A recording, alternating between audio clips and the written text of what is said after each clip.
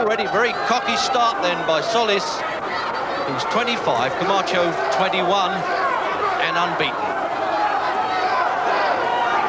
So let's see now how the Wild One gets on with this, the Whip is his nickname. Very difficult to catch. He really has got all the physical advantages, but he'll need the strong jaw to stand up to this little fella.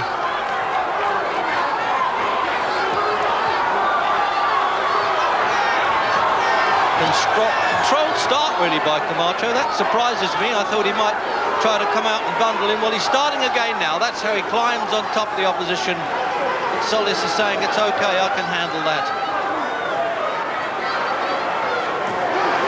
And well pleased with his start, isn't he, the challenger? First defence by Camacho. And there he is in the corner, Billy Giles from New York, who's been with this boy since he was 14, a calming influence on his life because he talks the ghetto language. Really the East Side boy there, thrown out of 6 schools, but seems to be accepting the rules of life. And he's now affording to buy the cars he used to steal for joyrides. First crack at a championship for Solis, who's the official #1 contender.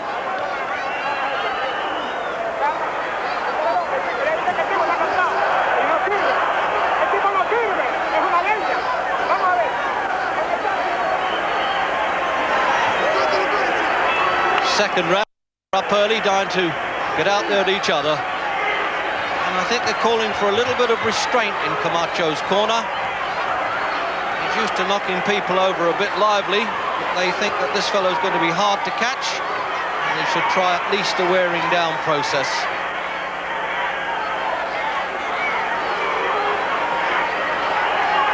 Saw Camacho knock out John Montes, who's really known for his durability, in 1 round in Anchorage. And you can bet a smart tabloid headline that one caught cold.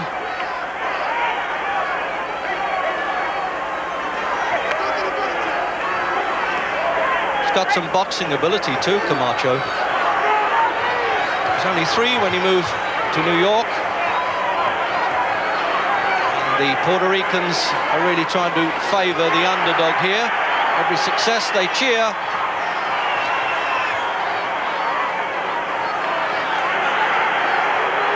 Camacho trying to break down Solis' defence with that right-hand lead, the jabbing effect. There it is there. There it is again. When this fellow starts putting punches together, he takes a bit of stopping. But he couldn't have picked a more awkward style challenger than Solis. Had it not been a mandatory defence, I think he just might have been on a treadmill to nowhere. He's very awkward.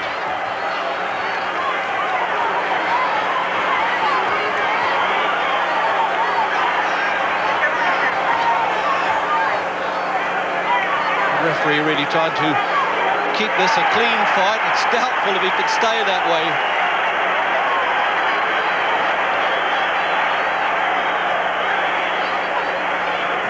It's already a long-distance fight for Camacho. He's had 5 wins in the first round.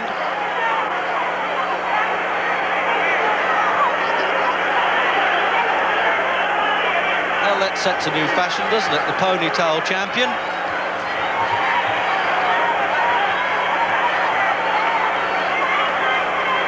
I talked about him being the next best thing to Sugar Ray Leonard, and I asked Leonard what he thought about that. He said, well, I thought I was cocky, but Camacho surprises me. But when he brags, he's not trying to convince you, he's just telling you what's going to happen.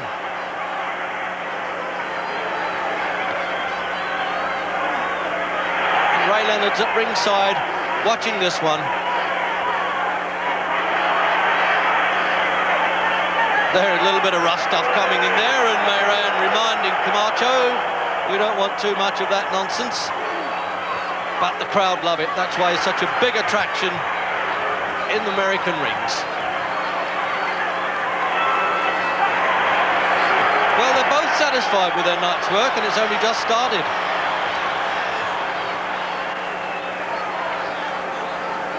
Have a look at replay in the round then. You'll notice that he's trying to get the left hand through there. Solis manages his, but Camacho just, yes, he misses with that punch, but that's the one he's looking for. into the third, scheduled for 12 rounds of WBC. You've already seen a bit of smart boxing from both champion and challenger, and I must say I'm impressed with Camacho, because I thought he was just going to be a slugger, as I'd seen in previous fights, but he's really trying to set this man up. And at 21, that's good boxing brain. He began as a pro at 18. Boxing career really interrupted because he's been a totally undisciplined character. He was a guest of one of Uncle Sam's slammers on Rikers Island for riding around in stolen cars. And it looks like the fight game might have saved yet another troubleshooter.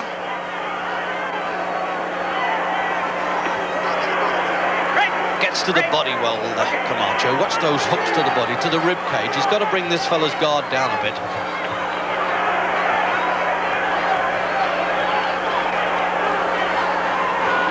Certainly Solis has got a good family pedigree.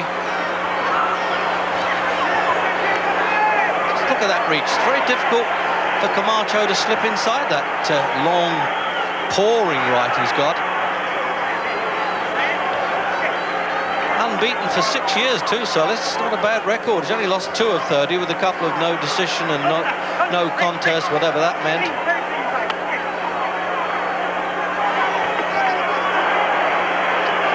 Bit of hitting and holding going on there. The referee's got to get on top of this.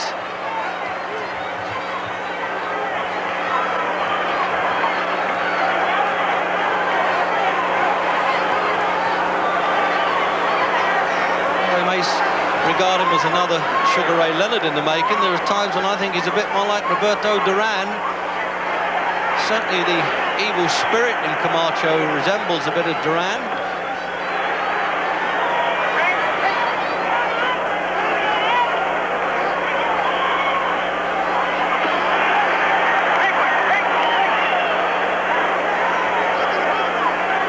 Really, that they're only pumped up featherweights. Rafiel Solis is almost as tall as light heavyweights.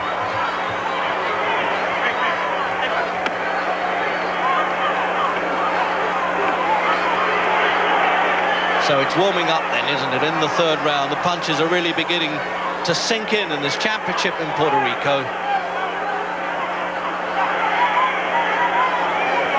Well, with this type of tough crowd, they really don't care who wins so long as they hurt each other a little. There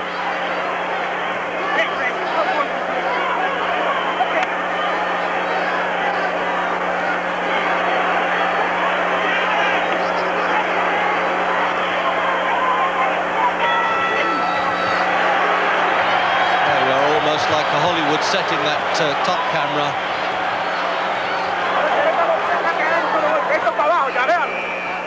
Always easier said than done in the corner.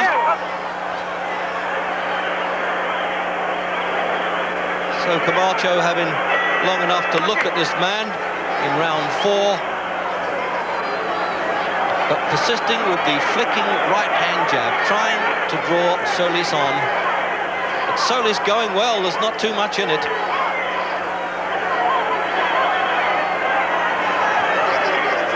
It looks as though he punches sting a bit for a string bean type of fighter.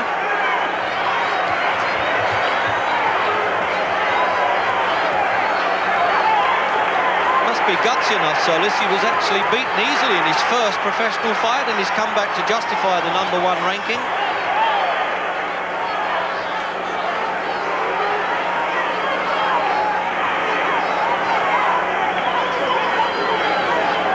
So Camacho being incredibly patient for him to try and land the left-hand punch, which is normally his best punch. Even a touch of apology from Camacho there. Well, what will the boys on the east side think about that?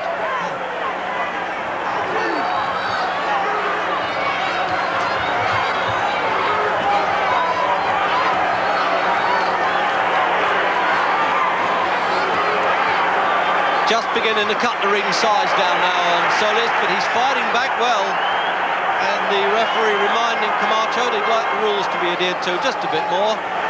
Low punch, pull on to a punch. He's capable of everything, this fella.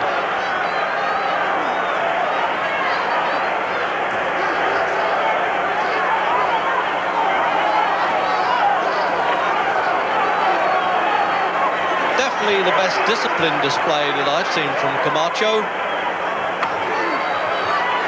But if he gets Solis on the hook, then you just might see the wild one coming out.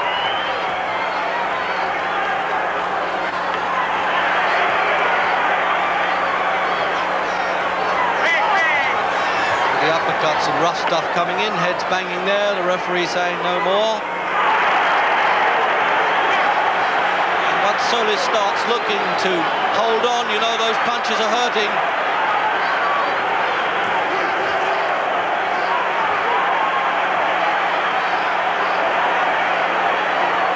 Well, he's got a surprisingly old head on young shoulders there, Camacho. Pulling a few faces, Solis, that's a bad sign.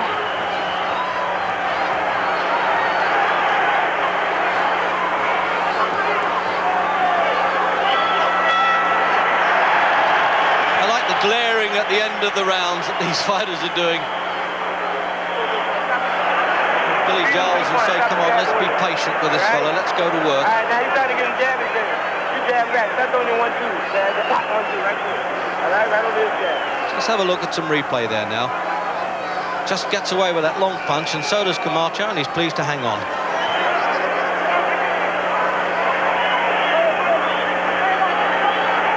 So coming out then for round 5, and Camacho just beginning to get to Solis, it would seem to be, in the 4th. Just starting to really make the punches tell and to cut the man down. But let's face it, this challenger is no mug.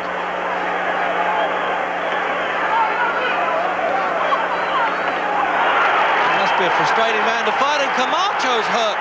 That is a surprise, and the crowd go crazy. But you know, when you wound this fellow, that's when he's dangerous.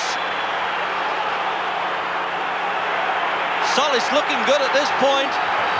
Camacho absolutely ruffled, but still in control well there. Quite relaxed, surprising. Oh, what a punch that is, out of the blue. As if to say to Solis, don't think you were going to win anything there, chum, because I'm the puncher of the two. He gets the mandatory 8 count. And this was the Camacho that I had seen before now. Once he gets the opponent on the hook, there's no way this fellow's going to get off. He's holding on for dear life. He's game enough.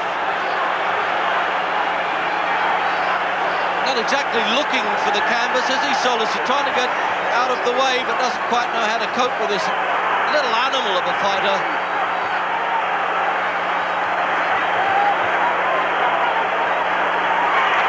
We just lay on him for the whole of this round. I can't see Solis surviving. There it goes now, no control at all, and it looks like a formality of a count. Mexican referee making sure that Solis can understand everyone. And that's it. Camacho retains the championship. A real turnaround there, in trouble, and came back to nail his man when it counted most.